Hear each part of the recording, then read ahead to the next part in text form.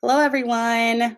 Wait a few minutes until people start joining. It always looks so dark in the back of me. It's really not that dark. I don't know why it looks that dark. Probably because I have the lights in front of me. I don't know. All right, looks like my microphone is right. So, yes, as you can see, I do not have Miss Sherry on tonight. I promise you, we are going to get her on one of these nights. Hopefully next week it'll be like a Christmas special. We had planned it. I had written the outline and sent it to her. We did a test run. Everything went great. And then around, I don't know, 2 o'clock or so, she texted and said that she felt really bad, but she's running a fever. She's sick. So just be praying that she'll get better. So she's probably got what everyone has been getting. I know all of us had it. That was me 2 weeks ago. I was running a fever and I knew there was no way I could go live. You wouldn't have wanted to see me live. I felt halfway dead. I didn't even feel alive. So she will be on here eventually, hopefully next week for a Christmas special. I am excited about the new year for Gently Led Sisters. I have a lot of things planned. I actually have about 3 or 4 guests right now lined up. I'm just a little teaser. I'm going to be having, obviously, Miss Sherry, hopefully, if the stars align and everything is great next week. I'm going to have her on next week. And then I also have another guest that most people don't know, but she just started her YouTube channel, and she's all about motivating moms to exercise and be healthy. So I'm going to be having her on the I don't know, in the new year, probably as New Year's resolution type thing. And someone just asked, can you do a show I'm also going to have on? Some of you might know her from Facebook land, but great. It's saying that my internet connection is very unstable. There we go. I'm going to have on a guest she was just about being a church, staying stable in the same church, but if you have to move situations in your church, going ahead and moving to a church. So I'm actually going to be having her on, and that is Kelly Logan. So look for that at the beginning of the year. And then, so I got Miss Sherry, and then I've got another lady named Dawn. That's the one that's going to be talking about exercising and fitness and being healthy and all that. And then I've got Kelly Logan. That will probably be on too. So, and then also another friend, Cassie Rich. I don't know if many of you know her. She also agreed to be on the show probably sometime in February. So I have a lot of exciting guests coming up. So definitely subscribe if you are not subscribed yet. Like the video, share the videos, tell your friends about the videos. And it's exciting to see it grow and to see the impact. I get more positive mail now than I do hate mail. So that's good, I guess. When we first started the show, we got, I feel like, just as much hate mail as we got positive mail, but we get more positive mail now than hate mail. So some quick tips now for picking a church. All right, I'll just throw this out here real quick. Yes, I believe that you need to have the fundamentals correct. I believe they need to be right on salvation. Salvation is by grace through faith, not a repent of your sins church. Repent of Your Sins Church teaches that in order to get saved, you have to actually turn from your sins to be saved, and that is a work salvation. So salvation, right on the gospel, KJV only. I would not go to a church. Thank you. Have my cup of tea. Had baby spoons. Oh, baby spoons. Okay, that's okay. I would not go to a church that used the wrong version of the Bible. It would have to be KJV only, right on salvation, and KJV only, right on salvation. Those are the 2 main things. If you can find a church that has those, you're doing good. Throw in a soul winning church, doing even better. As far as end times doctrine, that's not a deal breaker. Love of Israel is not a deal breaker, because honestly, that's about 95% of IFB churches nowadays. That's going to be really hard to find unless you want to move to a new IFB church. So those are the main things, though, that would be, KJV only and right on salvation. And if you can find that, then you're doing pretty good. So it's hard to even find that. But Brother Austin said move to Rock Falls, Illinois. He says that because he did it. So, and we are so glad they did. They're a great family. We have a lot of great families in our church. We are growing. We are in the process of looking for, or we actually have an offer on a building, or in the process of selling our building so we can move on to bigger and better things. So it's really exciting seeing what's going on. We have an excited group of people, excited group of soul winners out every week, and just a really good group of people in Rock Falls. Of course, I'm biased, but that's just my opinion on it. So what about believing in the eunuch doctrine? What is the eunuch doctrine? I know about a lot of, oh, you mean like born that way? The born that way doctrine? Like you're born a eunuch? That's kind of weird. I probably wouldn't go to a church where the pastor believed that, but that's just me. Qualified pastor. That, no, I'll talk about that later. The qualified pastor thing. That is, a lot of different IFB churches, they don't, I agree. And, obviously sitting under a qualified pastor, but a lot of IFB churches, they don't go by the whole, obviously I wouldn't sit under a pastor that had been married to more than one woman, been divorced. That would not be nice.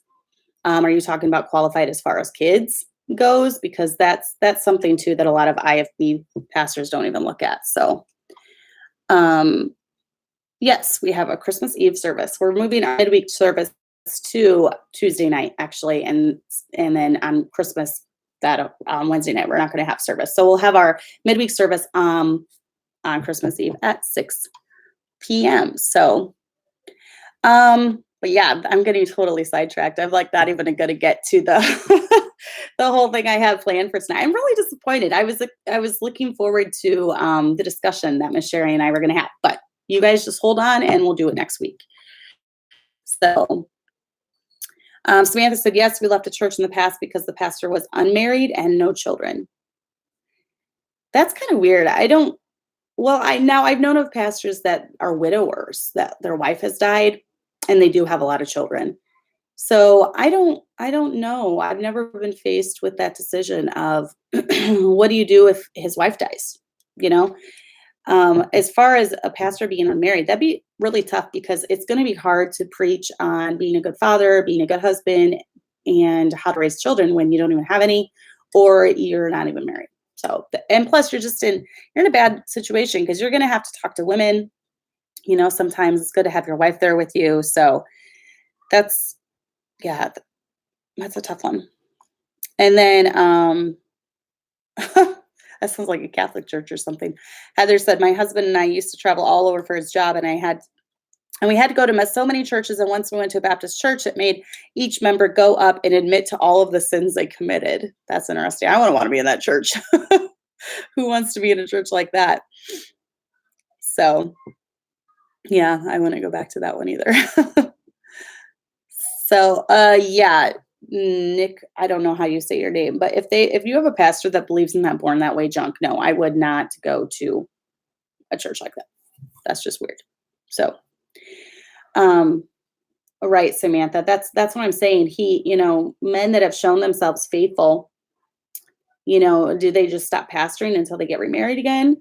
One of my best friends that died, Kelly, she was, her husband's still pastoring, and they had 5 children. And they were married for, 17 years or 18 years or something like that. So, yeah, I don't know. The Bible's not real clear in a situation where the wife dies and they're widowers. So anyways, okay, let's get into our main topic, though.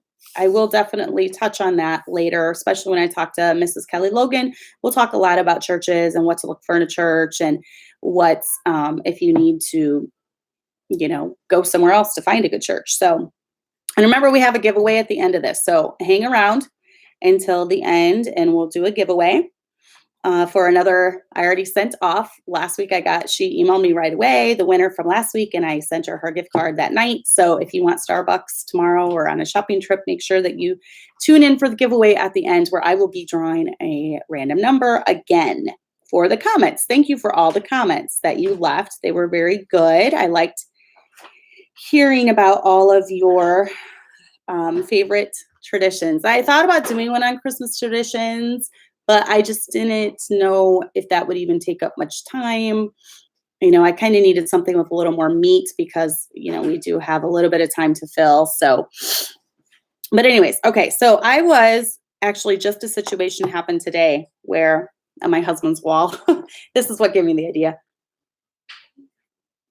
He posted something and I didn't even think it was going to be very controversial, but he posted something that turned into a big controversial post. I don't know if many of you saw it. I know a lot of you that are in here saw it, but it was this post of these women at an IHOP restaurant, and they videotaped themselves giving the waitress eat $100. So it equaled about $500. And it was just really sickening because at the beginning, they made a big, long, pompous speech about God and Jesus and how they've been praying that he lead them just to the right woman. And, they decided it was her, and they had picked her out of all these women that they were going to do this for. And one by one, they each gave her $100. And so they're videotaping her. I don't even know if she knew. It kind of looked like the camera was kind of being held in a way that she wouldn't have known. She's crying, of course. I mean, $500 gift, that's really nice. But it just reminded me of the verses where it talks about, when you give to the needy, don't sound a trumpet, when you give, don't do works to be seen of men, because that's what the Pharisees and hypocrites do. Well, it turned into a big drama fest because people got really offended that my husband was criticizing it because, well, it's so nice, they're doing all this nice stuff. And, he was trying to explain that, Jesus was the one who was so down on the Pharisees for being that way. And, he didn't like it when they made a big show of all this good stuff that they did. And it just kind of, it brought to my mind, I was thinking about it. I'm like, this is a good lesson to talk about to old women, middle-aged women, young women, just about, giving and receiving criticism on social media, because it can quickly turn into a huge, big drama. And then you've said things, and once you put something out on the internet, it's never ever just gone. Even if you delete it, there's going to be screenshots of that forever. So you have to be careful what you put out on the internet and how you react to different situations and what you say. And, even though you're not speaking it with your mouth, you're speaking it through your fingers. So I was just thinking about this subject, and I just thought I'd go over some tips, just the next time you're tempted to maybe get into a drama fest on social media and say some things that maybe you shouldn't. Or, the next time someone criticizes you, how do you react to criticism? So I went through some things, and, I do like social media. There are a few reasons I like it. Obviously, there's pros and cons to everything, but it can have a wide reach of influence. I mean, look at this show and look at how many women tune in every week. We always have, almost 50 to 75 live viewers, which is pretty good for a channel with, a couple thousand subscribers. I get emails all the time, women saying that they really like it. That's great. I don't even think I have that much to offer, but I'm glad it's helping women.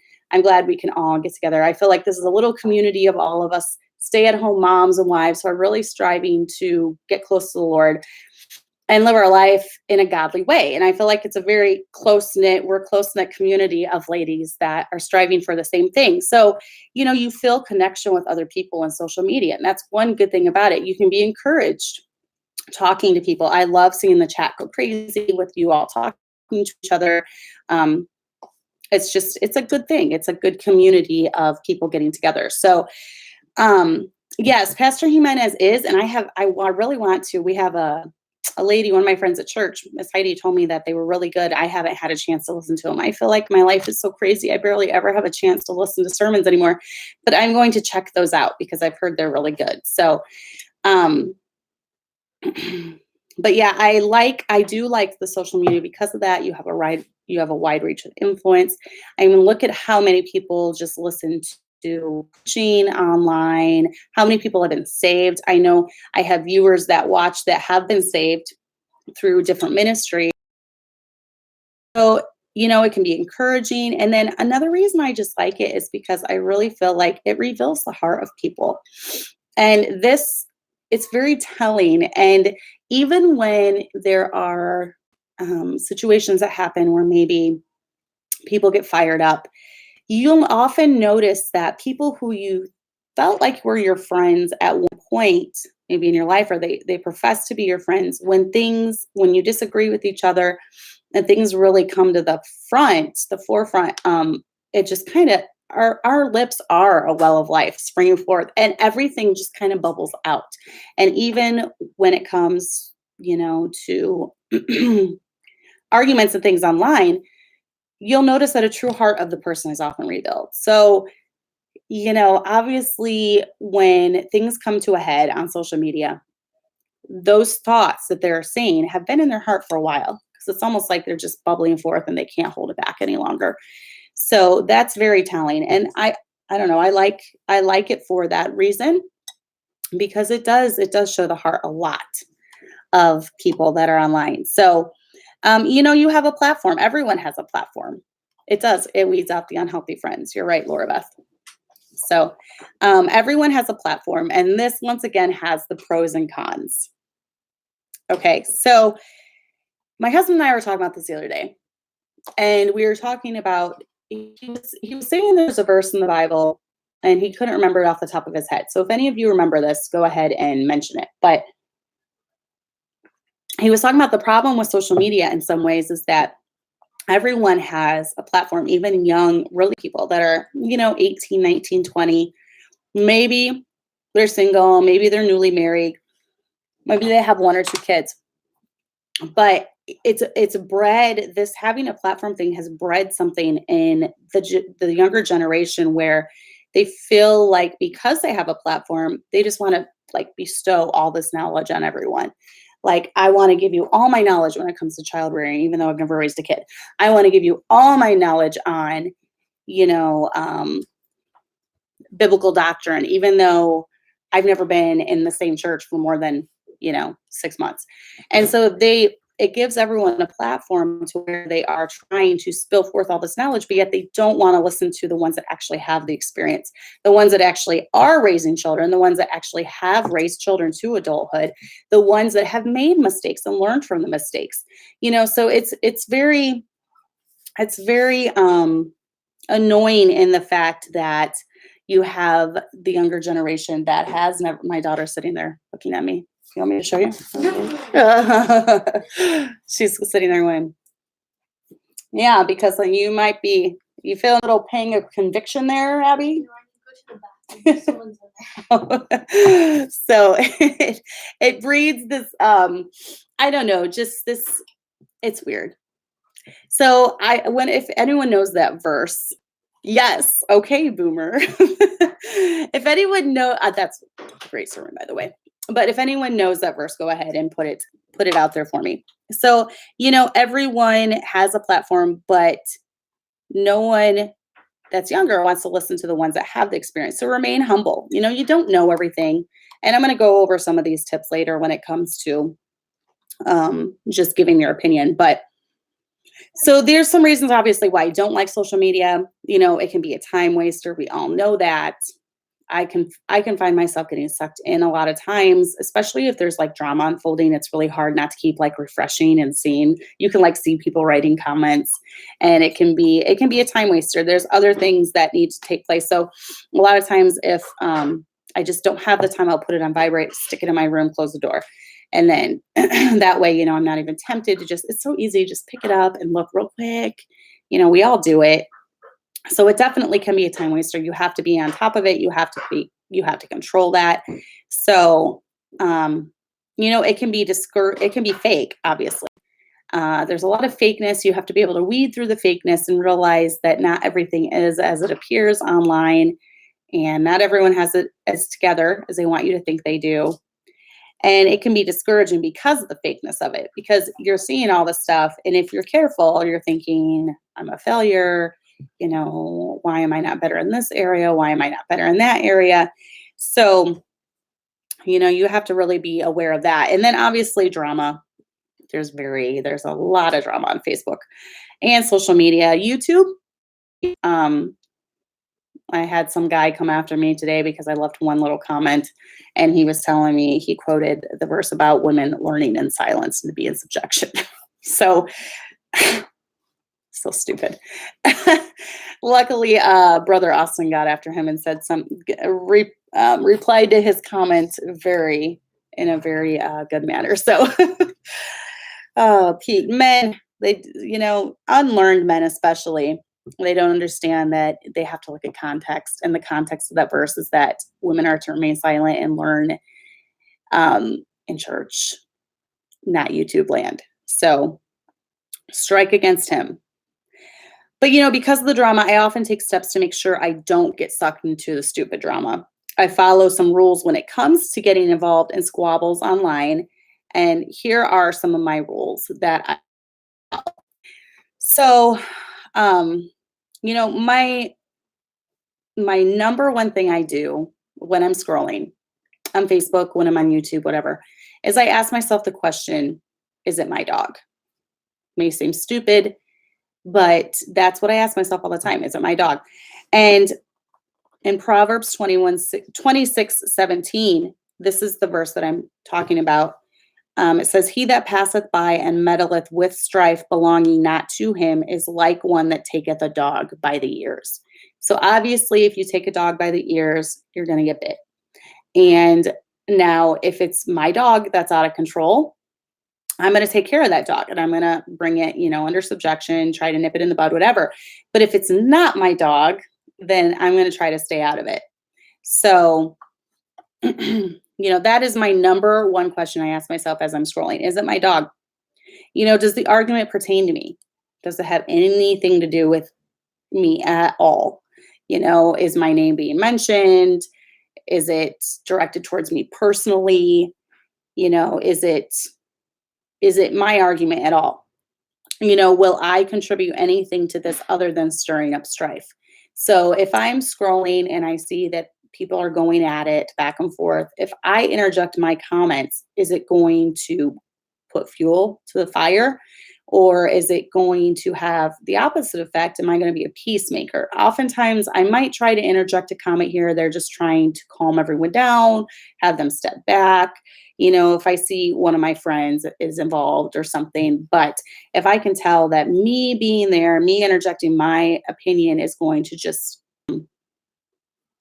I don't even mess with it.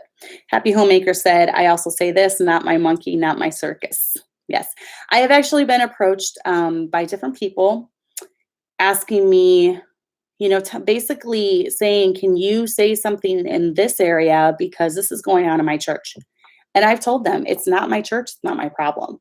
We are all independent Baptist churches, and how your pastor and his wife run their church is up to them.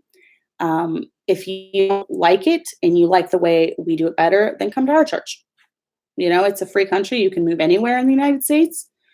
So, but don't come complaining to me about it. It's not my church. It's not my problem. And I have no influence. I have no pull in someone else's church.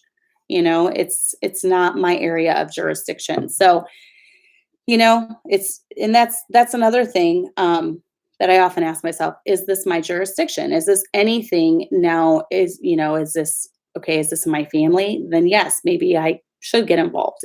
But is this some family that lives in Pennsylvania that I've never met? Then why am I getting involved in their drama? It's not my area of jurisdiction. So, and have they asked for my opinion? Sometimes I'll get tagged in questions or something, and I'm going to go on there and answer. Or some of the more private groups that I'm in, there will be some, and they're asking, seasoned moms. No, Shara, you probably are having internet problems because I'm at home. My internet's not the greatest here.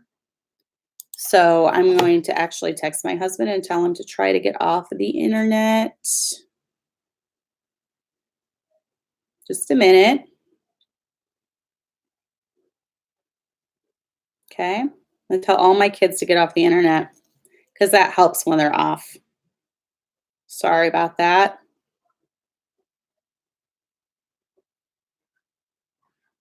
No, my internet's not the greatest. We live in the country. So sometimes it works okay.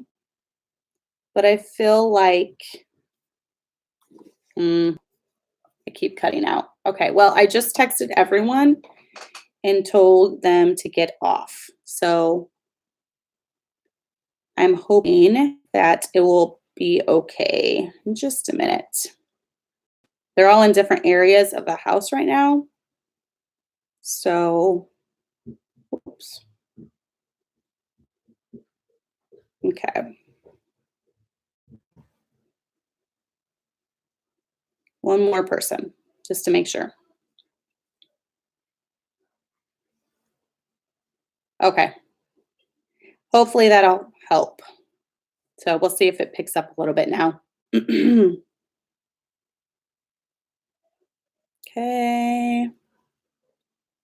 Yeah, we barely got any snow. It's been better since she mentioned it. Of course. Well, I just told everyone to get off too, though. So a lot of times when too many people are on our internet, it slows it way down and then it buffers. So I told all the kids, make sure they're off the internet. I told my husband. So hopefully it'll be off. Okay, so let me go back to, yes. Oh, another thing, when it comes to interjecting my opinion, do I have any life experience when it comes to this area? And this is a big one. Abigail? Okay, tell everyone to make sure they're off the internet. This is a big one because, a lot of people try, a lot of ladies just want to be a help. I just want to make my voice be known. I want to be a help.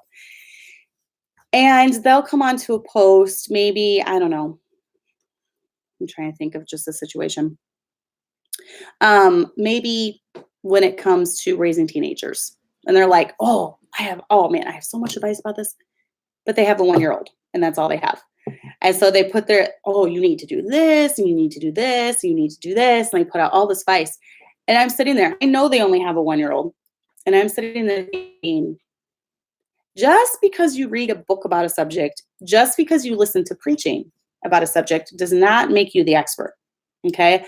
Every child raising expert in the world doesn't have kids or they have babies. They've never even raised a child past a year. That's just how it goes all the time. So, do you have any life experience? Do you even know what you're talking about? Are you going to just throw out something that you have no clue what you're talking about? Maybe you heard it in passing from someone. I try to be very careful with, there's a lot of posts in the private groups that I'm in, maybe, that if I don't know, I have no idea what they're talking about. I'm not going to put out this big long essay about this is what I would do. And, I would do this and I would do, there's certain subjects I don't know. So I'm just going to be quiet about it. We've all known the people that no matter what no matter what you're talking about, they have to interject their opinion. They have to interject their advice when maybe they don't even have a first clue. They've never been through it. They don't know what they're talking about. And they just have to say something. They have to make noise. Just be careful not to be that person, even when it comes to social media. Make sure that you have some experience in the area that you're giving advice. You don't have to say anything. You can keep scrolling. No one's going to look down on you. If you don't know, if I've been asked questions before and I just don't know. So it's okay to say you don't know. Yes, like unmarried girls giving marriage advice. That's happened too. There are well-meaning, and they have good hearts. I know they have good hearts, and they've listened to preaching and they're very zealous. But just because you're zealous, it doesn't mean that you have all the knowledge in the world. So you have to be really careful about that. I've noticed that a lot with unmarried. Once again, it's because you have a platform. You just want to give advice. You want to be heard. So you're giving all this advice about a subject that you really don't know much about. So, okay. So let me see. I'm missing some of these comments, but Samantha said, I did that once, tried to be a peacemaker. That backfired on me. My brother-in-law was bad-mouthing his sister on Facebook. I told him that wasn't appropriate and to let my sister and his sister handle it. Yeah, it backfires a lot. When you jump into a heated discussion, a lot of times it will backfire. So you got to be careful about that.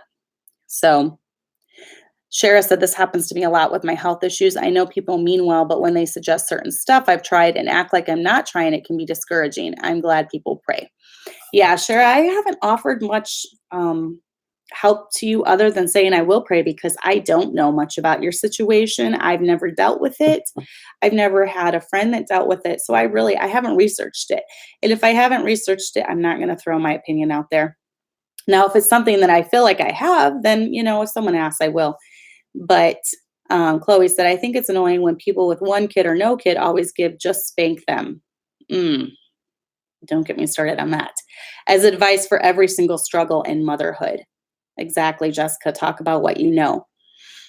Yes, and they do mean well. I think especially ladies in this group, I know well. You mean well. You want to make an impact on the world. You want to do things the right way. You've been listening to the preaching and you're steadfast in what you believe and you want everyone to know it. But sometimes you just got to learn to keep your mouth shut, especially when you're younger. And I'm not even like this old woman, I'm almost 39 in a month. I'll be 39. But I do have experience when it comes to dealing with people. I have been in the ministry almost 20 years and I have raised kids to almost adulthood. So I've been raising kids a long time. So I do have a little experience in that area. So, oh, good. I'm glad, Shara. It's okay to say, I don't know. So, in today's Google accessibility, people can't stand to admit they just don't know. Yeah, it is. Yeah, I guess it's hard, but if I've been emailed before about situations where there's just no good solution. And I've had to tell them, I'm sorry, I don't know what to say. Sometimes there's not a good solution for things and people just want a quick answer. But sometimes I just have to say, I don't know. I don't know how to help you in this area. I don't know. I wish I did, but I don't. Chloe. Kimmy said, Shara, I feel like that with my migraines. I've had them 30 plus years. I know people want to help, but my friend drinks Gatorade and hers are cured, drives me crazy. Yeah, Chloe, that was funny. She said, Kimmy, have you tried essential oils? Isn't that the cure-all for everything? And Chloe, that's exactly right too, what you were saying about just spank them, because it goes so much deeper than spanking. And I've done this before. Just watch my series on grace. A lot of newer mothers want to take the hardcore stance when it comes to this area. And you'll be deemed liberal. You'll be deemed not strict enough if you don't believe in spanking babies, if you don't believe in spanking, kids that are like 1 and under. But it is one area that I am going to stay resolute in, and I am going to stand strong in. You do not spank babies. So that is I will always say that it's ridiculous, and you do not discipline kids when they're babies. Now, obviously, like I've said before, training a child happens from the time they're born.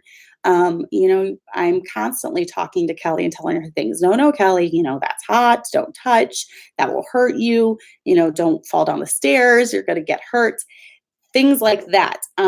You're always training. But when it comes to discipline, many women or many new moms think that a spanking is going to cure everything. And it's not always the case. Sometimes you need to get to the root of the problem.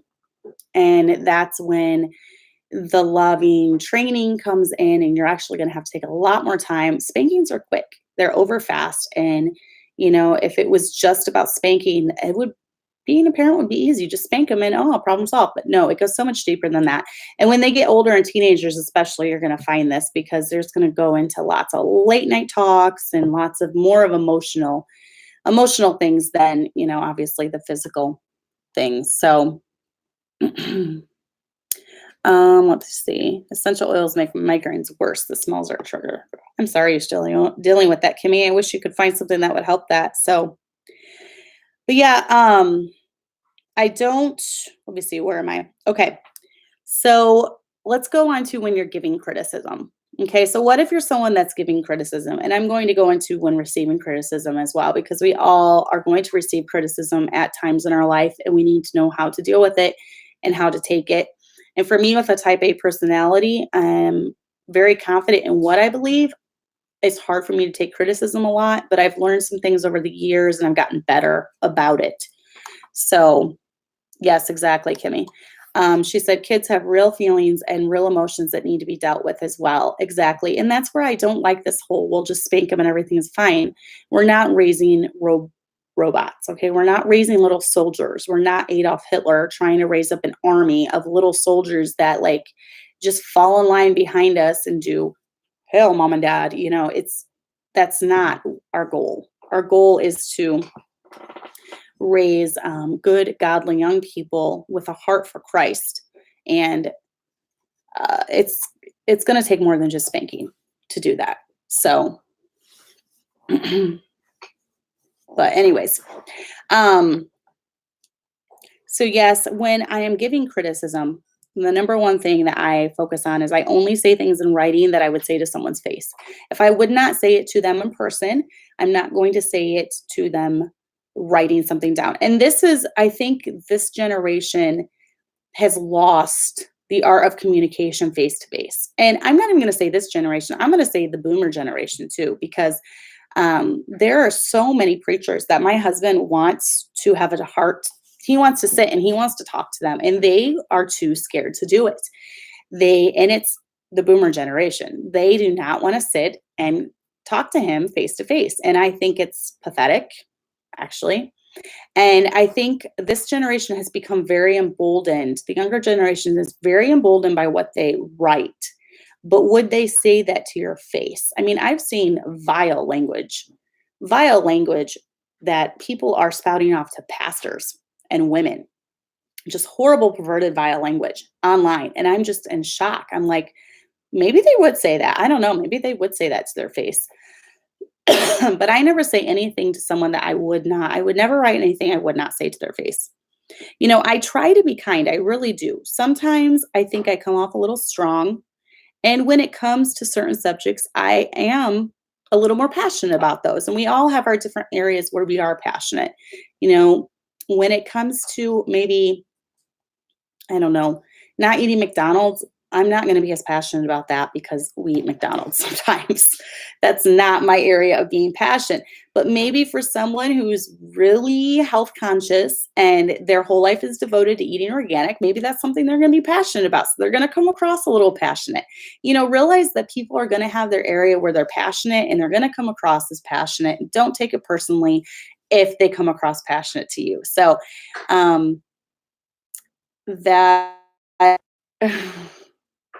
that's one thing to remember too. So let me read some of these comments. Okay. So Melixa, I don't know how you say that name, but hopefully that's right. Older ladies used to tell me spanking would change my daughter when she was younger, but what they didn't understand is that she's autistic and was having a meltdown because of the change routine. That's tough. When you have autistic children, that's tough. You would definitely have to have a different approach. I have never had an autistic child.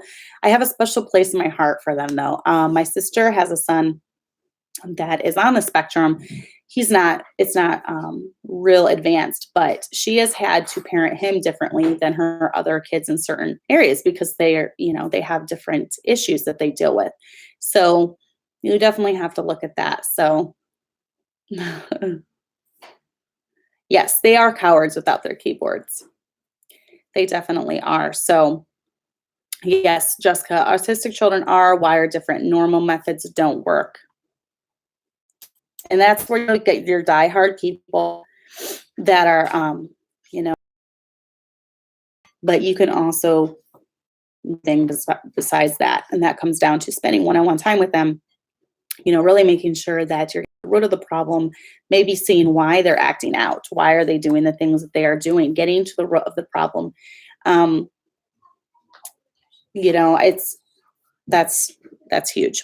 So, okay. So I try to be kind while being honest. Back to that. Sorry, I got off on a rabbit trail. I might come across a little strong sometimes, but I do try to remain calm and rational and kind while being honest at the same time. I don't call names when I am online. That's just not me. That's not something I do. I believe that you can be honest in a blunt way without having to call names. So I don't, that is not my style. I feel especially for ladies, we need to try to be ladylike in all of our dealings. And I don't believe that swear words or calling names is ladylike. You may call me old school if you want, But I believe that our speech should be seasoned with salt. We should be graceful in our speech. And to me, cussing, swear words, okay, even if it's a biblical cuss word, I don't care. I don't think that's ladylike. That's just does not bespeak ladylikeness and gracefulness to me. So that's my personal opinion. That's my personal preference. I don't call names. That's something I'm throwing out there. I feel like a lot of times when the name calling starts, it's all downhill from there. You lose credibility. People stop listening to you because now you're insulting by calling names. So I would just be careful throwing out names. No, I don't think it's ever okay. Now I have called a couple times, usually men, I've called them an idiot because they are being idiotic when it comes to especially telling me to submit, which is just weird. I'm sorry. I don't like it when other men other than my husband tell me to submit to them. That's weird and creepy. So I'll call them idiotic. But why do the NIFB men call women Jezebels if they have a different opinion? Because they're punks? I don't know. The only ones I've ever seen call women Jezebels it's punks, and they're usually young, unmarried punks that have never even had a woman listen to them, or they've never been even able to get a woman to like them enough to marry them. So I have not noticed any of the men that I respect call women Jezebels, but my husband doesn't. I don't think he's ever called. I've been called a Jezebel actually by people that weren't an IFB. They were just regular IFB. They've called me a Jezebel because I didn't believe in dispensationalism. So it's a little ridiculous. I believe it's just they know that in the Bible, Jezebel is like the worst insult, and they want to hurt you. So they call you that because maybe you burned them as far as you showed them up. So they call you a Jezebel because of that. Let me tell you, ladies, this. It is not wrong for you to have opinions. It is not even wrong for you to disagree with a man. The context of the verses in the Bible is talking about submitting to your own husband. And it even says, wives, submit to your own husband, not to every other husband in the world. And also the context is in church. I don't believe in women standing up, disagreeing with men. Obviously, the pastor in church, in the middle of a church setting, that's wrong. That's unbiblical. It should not happen.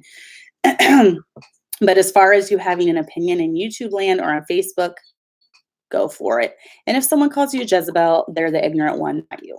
So they are probably all single men. I don't know. Was communicating over text included in this episode? I have not really touched on texting. This is mainly social media platforms, but all of these principles could apply to texting as well when it comes to just giving and receiving criticism. Because you are going to obviously run into areas where you need to confront people sometimes. I've had to do it through maybe text or phone call, and all of these will apply to those different areas. So, well, Ashley, it depends on what thread you're on, but most of the time they're young, unmarried punks that just like to throw the name Jezebel out, I guess. I don't know. There's some ridiculousness that goes on for sure. So, I realize that not everyone's going to agree with me, and I don't take it personally. Most of the time, I throw my opinion out there. You can take it, you can leave it. I'm not taking it personally. Not a big deal. Once again, I try to only talk about things I have experience in. If it's a subject that doesn't pertain to me, I just don't speak. I don't offer my opinion. I just don't get involved. I don't have to leave a comment on every single post. So, I leave comments on the ones that pertain to me or I have advice with. So, and I'm not even clueless in thinking that everyone wants or needs my advice. Some people are not. Some people are going to welcome it and some people are not. They just, maybe they're getting advice from their own mom. I'm not going to be the fill-in for someone else that's getting great advice from their own mom. So obviously they're going to listen to the ones that are in their real life that they love and care about them. And that's fine. I'm not, am not a narcissist in that I think that the whole world revolves around me and the advice I give and you have to listen to me. That's stupid. I'm not like that. So Jessica said, when people are painted into a wall, they revert to name calling. They can't refute what they say, so they just call names. Yeah, and that's another reason I just don't do it. I feel like it's silly. You can definitely get your point across without calling names. So painted into a corner, not a wall. Painted into a wall. That sounded a little weird when I read it, but let's go over when receiving criticism. Time is flying. There have been times when obviously maybe even through texting or phone calls or online platforms where I do receive criticism. And first of all, I look at the source. I look at who is giving the criticism. Is this someone that I even respect? Is this someone I look up to? Is this someone that I care about their opinion? Or is this just a young punk? Someone that's just trying to interject their opinion or be contrary to me, just being over the top with their criticism. I look at the source. So that's the first thing I do when receiving criticism. The second thing, I try to take it gracefully. I try to do everything with grace whether it comes to, just being around people, whether it comes to talking to people, whether it comes to counseling to people, whether it comes to social media platforms. I try to do everything gracefully. I try to look at it with open eyes and I think, do I need to work on this area of my life? Usually when someone brings up a criticism, a lot of times there's an element of truth to it. So I look at it, okay, do I need to work on this area of my life? I'm really big on self-improvement, because I'm always trying to be better at everything I do. I'm trying to be a better wife and a better mom and a better Christian and a better speaker and a better piano player and a better flute player. And I try to achieve excellence in every area of my life. I want to be better at everything I do. So if someone has a criticism of me, I look at that and I take it with a grain of salt. And I think, can I improve on this? Can I come across too harsh sometimes? Do I need to reel that back? Do I need to try to work on my compassion? Do I need to try to work on being more kind? Is this something that I'm struggling in? Is it something I can get better at? So I try not to think that, I have it all together all the time. And I'm like this model wife and model mother and model Christian. Everyone just needs to be like me and I have no room for improvement. That would be silly. And that would be ignorant. Obviously, we're all flawed human beings and we all have areas that we can work on. So I try to look at it and I try to see what they're saying. And maybe I do need to work on that area of my life. Now, if it's something just completely ridiculous, I don't know, maybe someone's telling me that, I'm trying to think of an extreme example. I can't really think of it. But, if it's something where it's not even a concern, like, oh, I know. On my last video about strep throat, this ignorant guy got on there and was telling me that, if you cured your sore throat, if you cured your strep throat with oil of oregano, it wasn't really strep throat. It was just a sore throat. You're a horrible wife and you're a horrible mother for doing this. That was so stupid and so ignorant. I could have cared less. I didn't even need to think twice. Okay, is this something I needed to prove on? It was so dumb. I know it was completely stupid. I know what I know when it comes to things that I've tried, when it comes to illnesses and when it comes to strep throat and oregano oil and antibiotics. I know what I know. And so that was an area where delete. Well, first I told him off and then I deleted it. Then I hid him from my channel because he was an idiot. He was just a moron. He didn't know what he was talking about, because I have actually researched it and I have read studies, clinical studies, where they have done different tests when it comes to oregano oil and things like that. And they have shown that it is just as effective in antibiotics as penicillin or amoxicillin. So he was an idiot. That's an area where I didn't even, no criticism taken, just delete and block. So, and that's another point. delete and block. If someone is just continually coming after you, attacking you, delete and block. That's what that nice little button is there for. Out of sight, out of mind. You don't need to think about them ever again. You don't need to read their ignorant comments. Gone. So that is that nice little feature that you can use. So yeah, Shara said, I try to scroll past it. Facebook seems to bring up drama more than day-to-day updates from friends. I like seeing how it's going with people, but I have to go to their page half the time to see it. So yeah. I have zero tolerance for it too. Realize that even though I've read a book on a subject, if I don't have life experience in it, I'm going to take advice from given. I oftentimes reach out for advice, maybe when it comes to more like homeopathic things, natural cures. I don't know everything when it comes to that. So I'll reach out maybe for different things, maybe that my kids are doing that I've never had. Even though I've had 7 kids, they're all different and they all do different things at different times. Maybe something is concerning. I know with Kelly, actually, Mrs. Mejia just asked about this last night. With Kelly, when her belly button fell off, it was really like ooey and gooey and infected. And I actually did, for her, I do well baby checkups. And for one of her well baby checkups, I asked about it.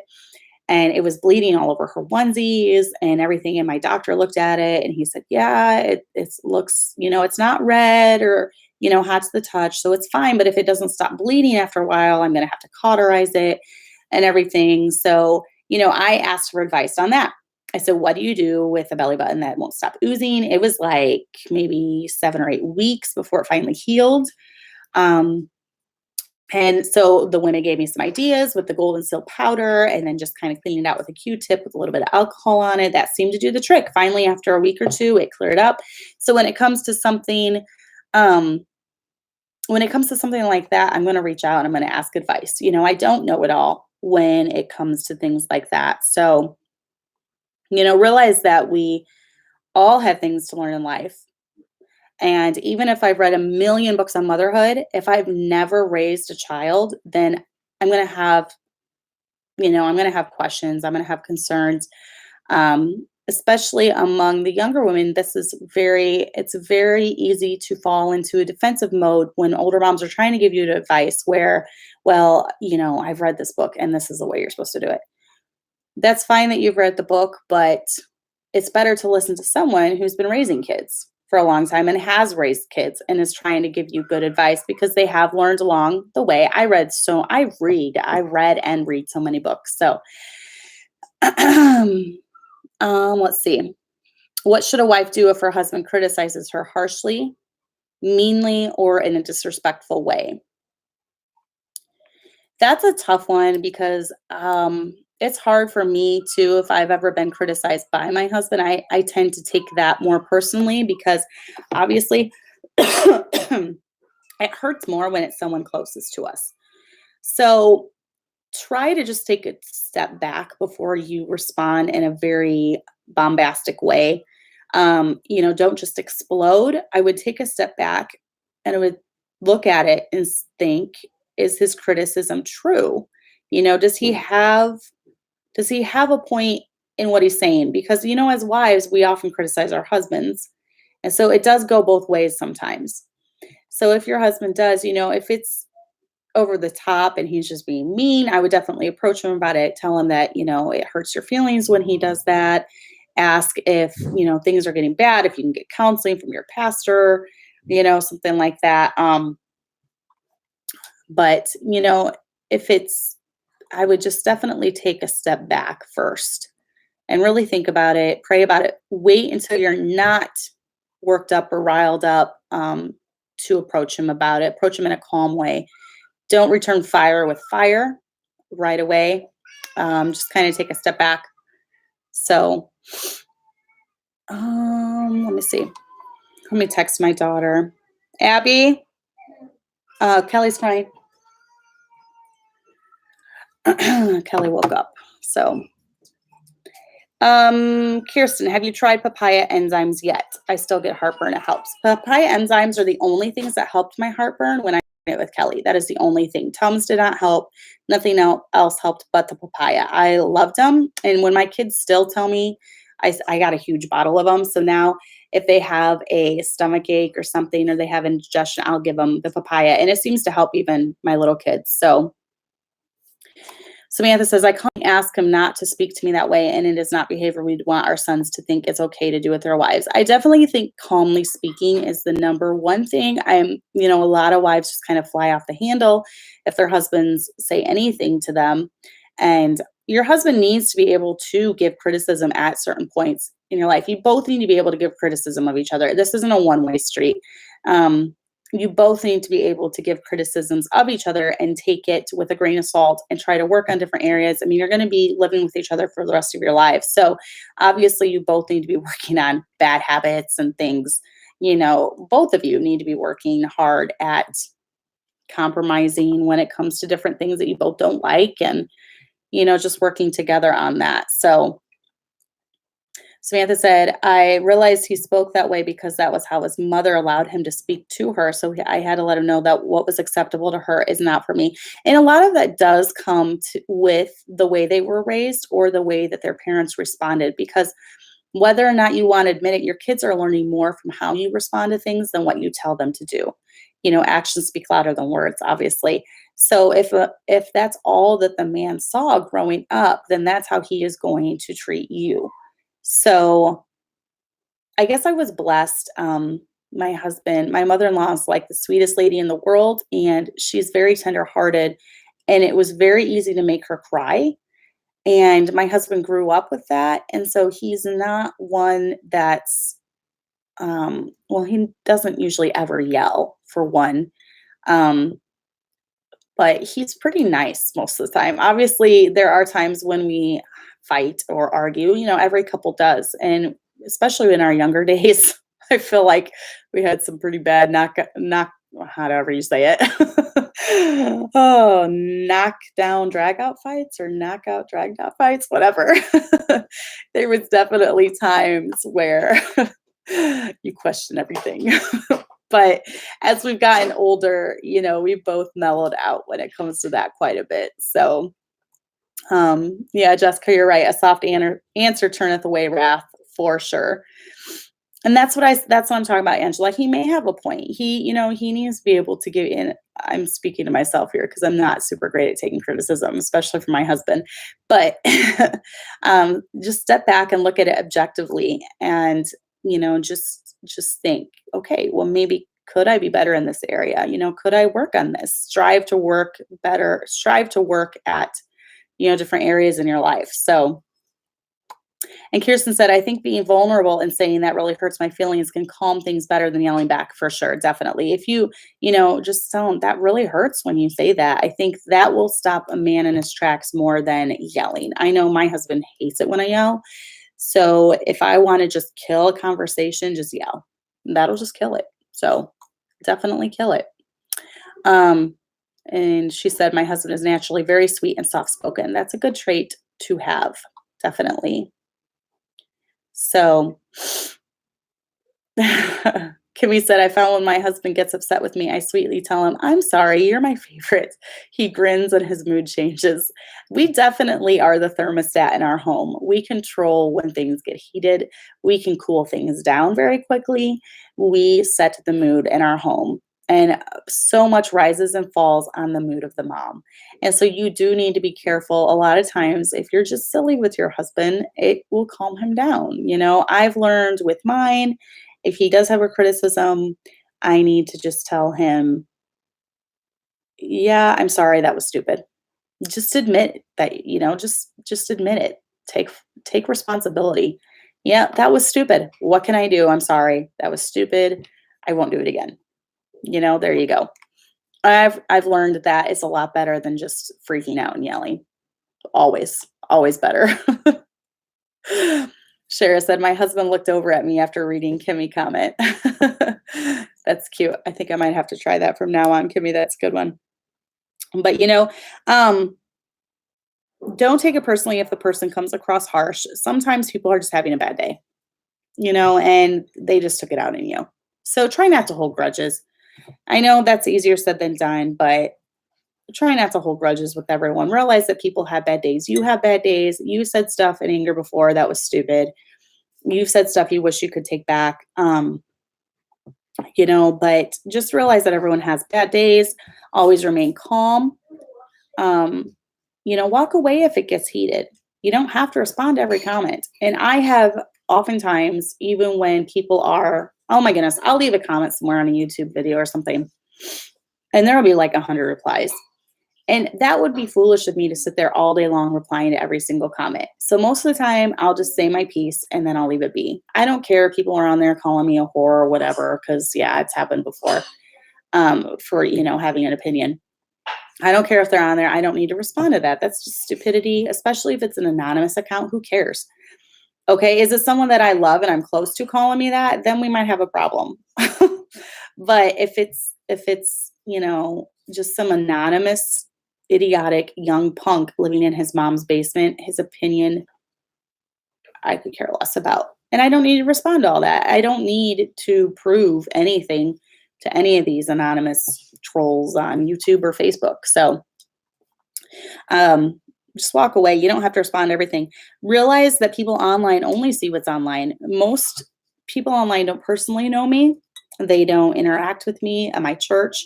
The ones that matter most to me are my real people, real life friends. They're my ladies at my church. Those are the most important to me. And we have so many good ones.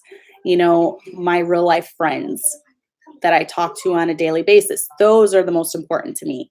My family, my real life family, the online world, it's great. Like I said, this is a great community.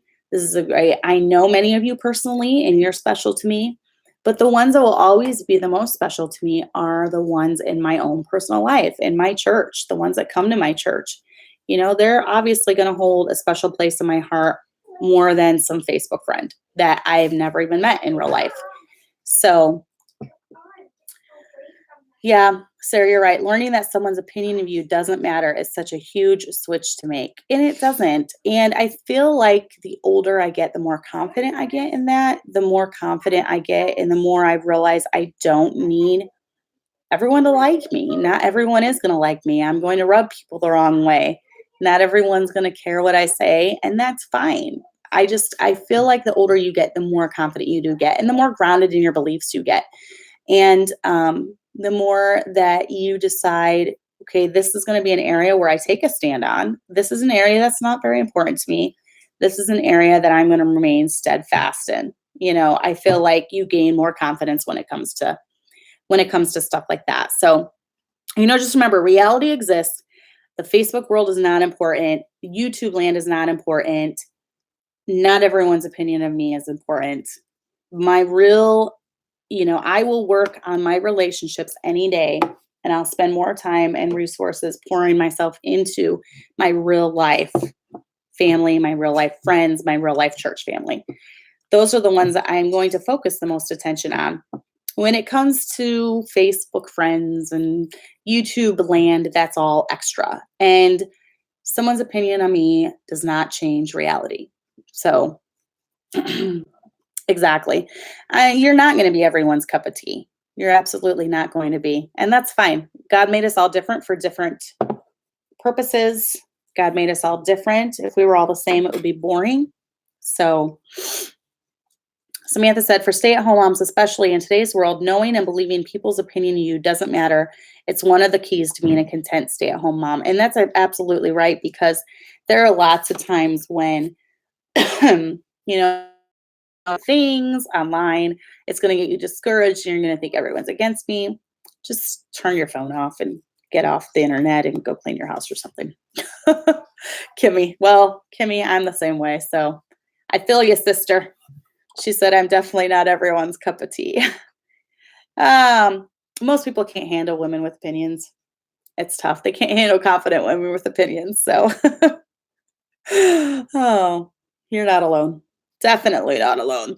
I'm going to go to my YouTube comments now on my video, and I'm going to do a random number generator again. I'm going to go see how many comments there are. And then I'm going to pick a winner. Okay, so there's 26 comments. One of them is mine, so we will do 25 comments. Let me see. Yeah, I left one comment, but I think, let me see. No, I left 2 comments. Let me see. And then one left a comment that totally wasn't even about Christmas. It was about the tetanus vaccine. So I guess they can be entered in the giveaway. But all right, so let's do this. So 1, 2, 3, 4, 5, 6, 7, 12, 13, 14, 15, 16, 17, 18, 19, 20, 21, 22. All right, so you guys have a bigger chance of winning. Okay, you got like a 1 in 22 chance, those of you that left comments, of winning this. So there's 22, and I'm going to pick a random number generator. Okay, so 1 to 22. So here we go. I don't know if you can see that. No, you can't see that. You see if the light's on it. Okay, well, you're just gonna have to believe me. All right. So there's 1 to 22 on there now, and we are going to generate the number for the either Starbucks or Dunkin' Donuts electronic gift card. Here we go. 20. Number 20. You are the winner. Number 20. So let's go look at it. Okay, number 20.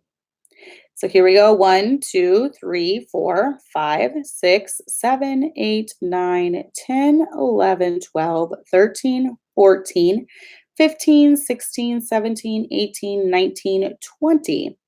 Nicole Axel, you are the winner. So please email me at gentlyledsisters@gmail.com and give me your email address so I can send you an electronic $10 Starbucks or Dunkin' Donuts gift card. So she said, my favorite memory is when we would watch the Christmas parade. I loved it so much. That's fun.